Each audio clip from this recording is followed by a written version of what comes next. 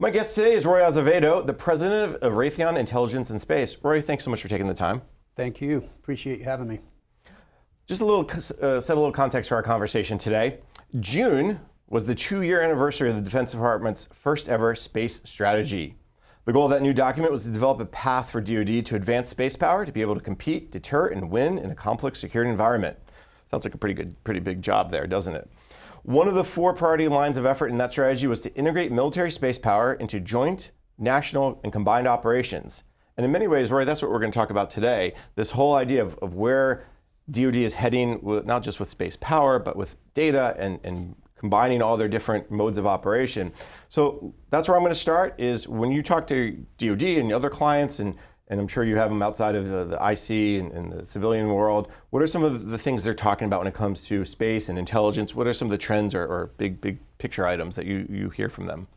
I can't talk to a senior executive where we're not hearing that they need solutions faster than ever before. And I know in terms of the way that I describe our business, whether it's to our workforce or others, I always talk about Raytheon Intelligence and Space being the eyes and ears of our customers. We need to provide solutions to all of our customers so that they can see before they're seen, hear before they're heard.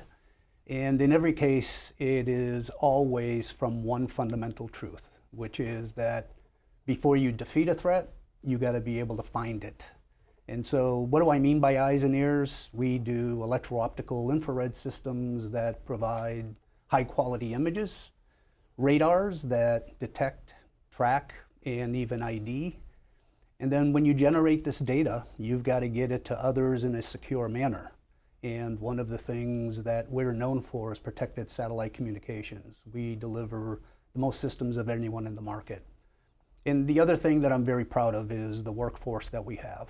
Dedicated, passionate, and customers know if they come to us to solve their hardest problems, they know our workforce is going to throw everything they can to solve their problems.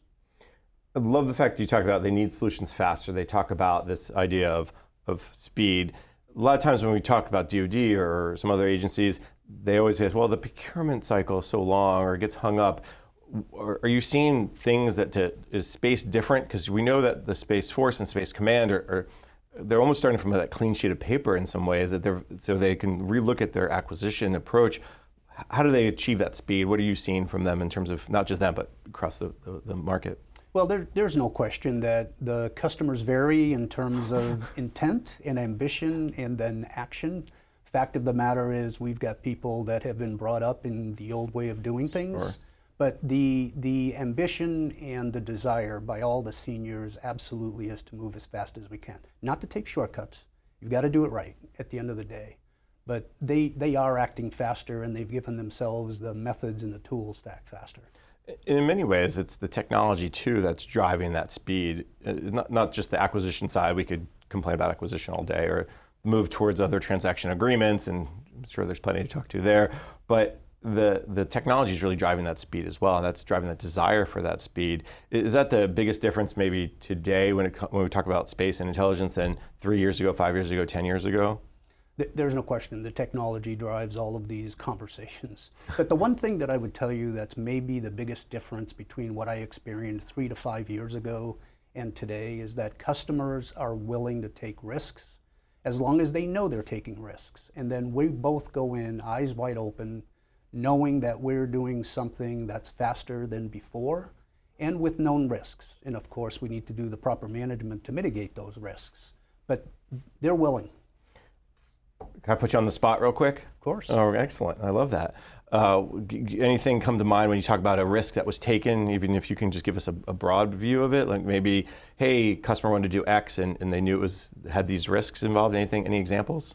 We've got, unfortunately, a couple of examples that I could give you, both on the radar side and the EOIR side. Unclassified, right? Of course. Of course. Just we want to make clear. And that's exactly where I was going to go, where we convinced ourselves and convinced a customer that we had systems that could see things much, much further at ranges than ever before.